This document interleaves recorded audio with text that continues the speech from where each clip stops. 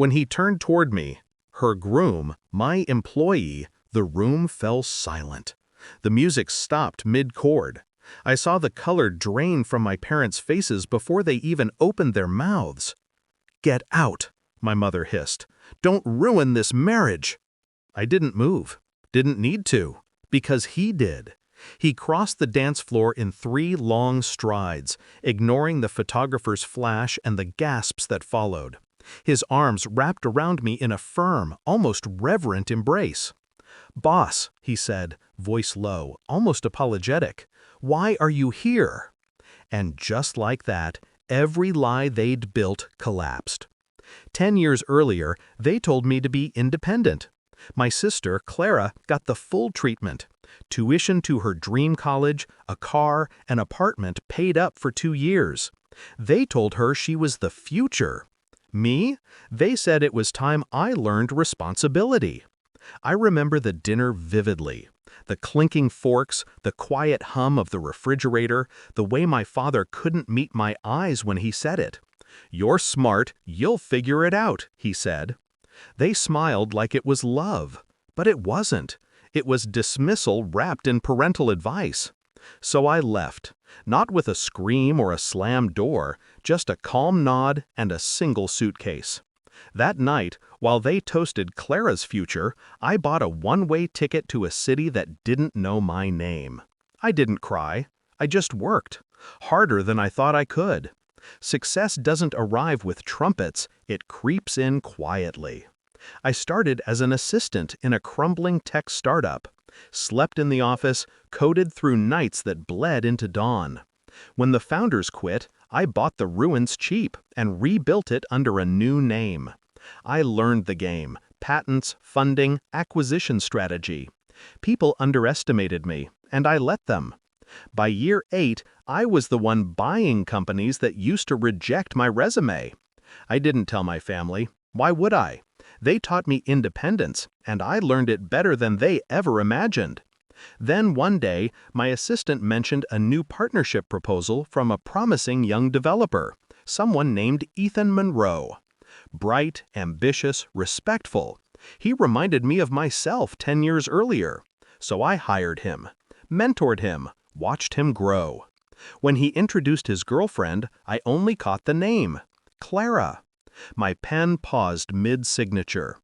The first time I saw her again, she didn't recognize me. I was in a tailored suit, standing at the head of the boardroom table. She was just a guest, hanging on to Ethan's arm. Her laughter filled the room, light, effortless, spoiled. She called him babe, like he was a toy. That was my confirmation. She hadn't changed. But I had. So I said nothing. I smiled, played the part.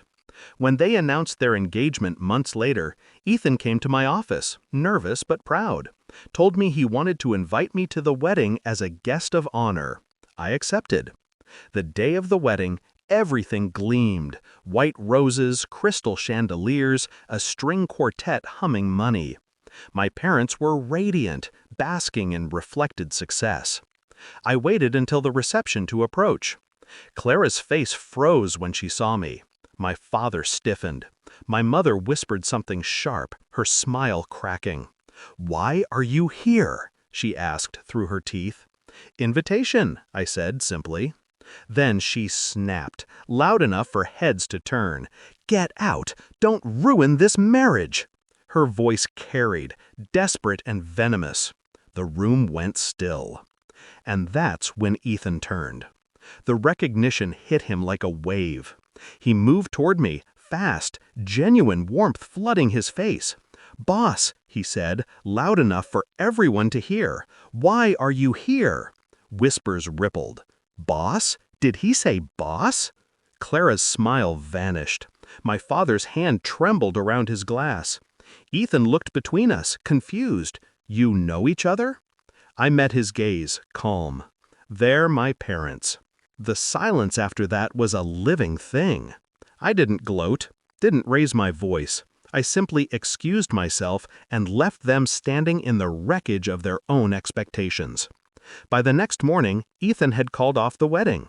He told me later, privately, that once he learned how they'd treated me, How they'd hidden it? He couldn't unsee it. He resigned a month later to start his own firm.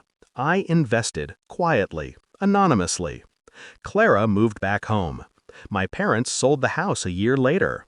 I heard rumors of debt, of arguments, of silence. I never reached out. Sometimes revenge isn't a strike, it's a mirror.